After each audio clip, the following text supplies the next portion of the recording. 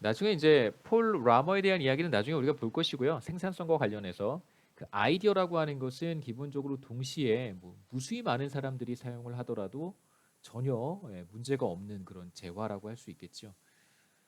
어, 뭐, 바이러스 백신 같은 경우 치료제를 개발을 한다든가 혹은 백신을 개발한다든가 한번 생각해 볼까요? 백신 개발, 백신 개발하는 방법, 이것이 물론 아이디어죠. 이 아이디어는 이 방법이 공개가 되면 누구나 기술만 있으면요. 그러니까 이 뭐 당연히 그렇죠. 백신을 개발하는 방법 이것이 아이디어입니다. 어떻게 화학 물질들을 결합하는지 어떻게 항체로부터 뭐 필요한 백신을 개발해 내는지에 대한 방법은 이 방법만 안다면 누구나 동시에 이 백신 개발법을 사용할 수 있습니다. 그런 의미에서 이런 아이디어들은 라이벌하지 않죠. 이런 라이벌하지 않다는 표현을 non-rivalrous라고 하고 혹은 명사로 그냥 non-rivalry하다라고 이렇게 표현하기도 합니다. 경합성 rival이고요. 그래서 난을 붙여서 비경합적, 비경합성 이렇게 표현합니다.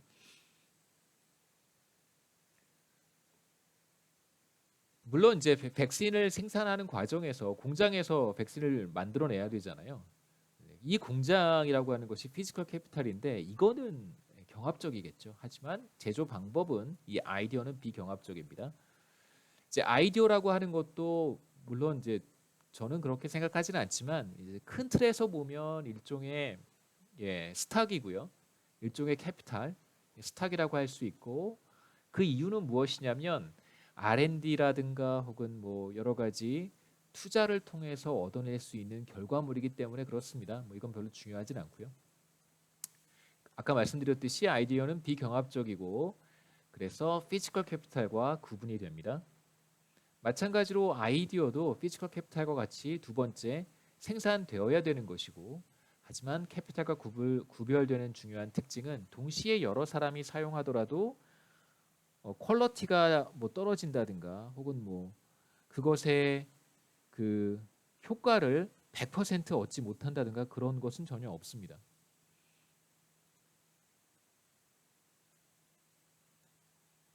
네 번째는 자, 캐피탈은 리턴을 얻을 수 있다는 것인데요.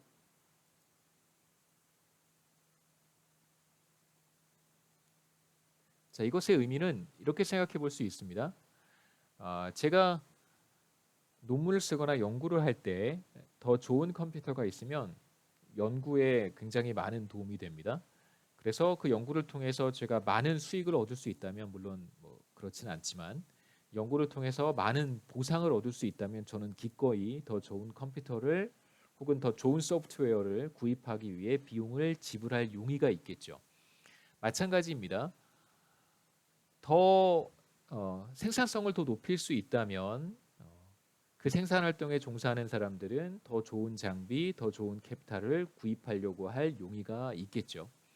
예를 들어서 뭐 의사를 생각해 보시죠.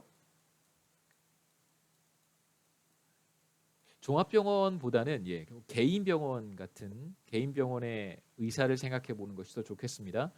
개인 병원의 의사가 만약에 뭐 개인 병원의 의사는 기본적으로 환자를 잘 돌보는 일차적인 목적도 있겠지만 이제 병원 운영을 통해서 개인의 수입을 더 많이 이제 얻고자 하는 그런 그런 뭐 그것도 하나의 관심사니까요. 개인 병원 의사 같은 경우에 뭐 더 많은 환자들을 더 잘 치료할 수 있다면 기꺼이 더 좋은 의료 장비들을 구입을 하거나 빌릴 용의가 있을 것입니다.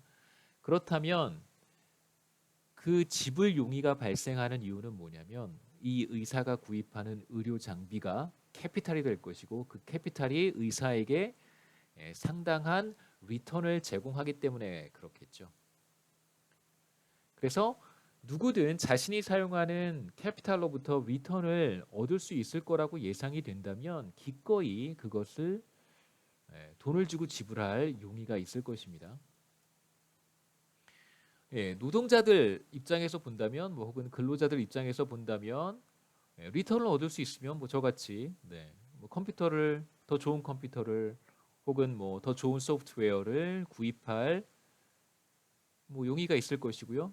구입하기에는 너무 비용이 많이 든다면 실제로 의사들도 의료 장비들을 구입하는 사람들은 많지 않고요. 매달 매달 이제 그 리스를 하는 형태로 임대료를 내는 방식으로 임차료 같은 것을 내는 방식으로 장비를 구입한다고 들었습니다. 저 같은 경우에도 그렇게 뭐 구입할 수도 있겠죠. 렌트를 할 수도 있습니다. 그래서 실제로 구입하는 것을 원하지 않는다면 뭐 렌트를 할 수도 있고 뭐 렌트하는 걸 원치 않는다면 뭐 구입할 수도 있습니다. 우리가 생각해 볼 수 있는 사례가 아까 말씀드렸던 뭐 의사를 노동자라고 보기는 좀 어려울 수도 있겠지만요. 그 다음에 뭐 택시 드라이버, 택시를 하는 사람들의 가장 큰 특징이 뭐냐면 이 사람들은 기본적으로 이분들은 택시를 빌립니다. 그러니까 그 개인 택시 말고요. 그 법인 택시를 생각해 보시면 되는데요. 법인 택시에 종사하는 이제 택시 기사분들은 택시를 일종의 빌리는 개념이고요. 택시를 빌려서 그 빌린 택시에 대한 대가를 그 산납금이라고 하는 형태로 회사에 뭐 매일매일 그 회사에 그 뭐 저기 내야 되는 돈이 있다고 들었습니다. 몇만 원씩을 이제 반드시 내야 되는데요. 이 이제 산납금이라고 하는 것이 바로 택시 기사가 택시 회사로부터 택시가 자본이잖아요. 자동차를 빌린 것에 대한 대가고요. 이게 렌트고요. 그 다음에 만일 자신이 택시 영업을 통해서 이 산납금 이상의 돈을 벌 수 있다면 그 차액만큼이 이제 자신이 가져가는 이제 리턴이 되겠죠. 뭐 이런 경우를 우리가 생각해 볼 수 있습니다. 근데 이제 통상적으로 노동자들이 자본을 구입하거나 빌리는 것은 뭐 별로 그렇게 일반적인 현상은 아닙니다. 물론 굳이 예를 찾아보자고 한다면 뭐 여러 가지 예들이 있을 수 있겠죠. 여러분 뭐 자주 가시는 미용실 같은 경우, 그 다음에 미용실이라고 그러면 또 너무 촌스럽나요? 뭐라고 할까요? 헤어샵, 팔러 뭐 이런 거죠. 헤어샵. 그 다음에 부동산 중개업 사무소, 부동산 같은 경우가 대표적인 사례라고 할 수 있습니다. 부동산은 조금 또 다룰 수 있겠지만 이제 헤어샵은 사실 헤어샵에 들어가 보면 의자가 이렇게 있잖아요. 그럼 거기에 일하시는 분들이 있습니다. 그러니까 헤어 디자이너들이 있겠죠. 자, 이분들은 사실 일종의 그러니까 프리랜서 비슷한 형태고요. 직원으로 고용되어 있는 경우도 있다고 들었는데 그런 경우는 많지 않은 것 같고 실제로 이 의자 하나를 빌리는 것입니다. 그래서 여러분이 가셔서 혹은 뭐 제가 가서 머리를 자르고 나면 얼마를 비용을 지불을 하는데 그 중에 일부를 이 헤어샵의 오너가 가져가고요. 나머지를 이제 헤어 디자이너가 가져가는데 그러니까 일종의 이제 분할을 하는 거잖아요. 그 분할을 하는 이유가 뭐냐면 이 헤어샵의 의자 하나를 렌트를 하고 있다는 그런 의미입니다. 그래서 헤어 디자이너가 일종의 워커가 캐피탈을 렌트하고 있는 형태라고 할 수 있고요. 부동산 중개업도 마찬가지입니다. 부동산에 한번 혹시 가보셨다면 부동산에 혼자서 일하는 경우도 있지만 대부분은 한 서너 명 혹은 기업형 같은 경우에는 뭐 지점도 있을 만큼 되게 광범위한데요. 이분들이 이렇게 오피스 하나의 책상을 4개를 분할해서 만일 사용하고 있다면 이 중에 한 사람이 오너일 가능성이 굉장히 높고 나머지 분들은 이 사무실을 빌려서 부동산 중개업을 하시는 거고 부동산 중개 수수료를 만약에 벌게 되면 일부를 이 오너한테 뭐 일종의 수임료, 수수료를 이제 분할하는 형태인데요. 마찬가지로 이 사무실과 이 책상을 그다음에 이제 컴퓨터를 혹은 이 오너가 가지고 있는 어떤 사업자 등록 혹은 영업 허가증인 같은 것들이겠죠. 그러니까 라이센스에 대한 대가를 지불하는 것이다 이렇게 생각해 볼 수 있습니다. 근데 이런 것이 사실 경제 성장과 관련해서 크게 뭐 중요한 메시지는 사실 아니고요.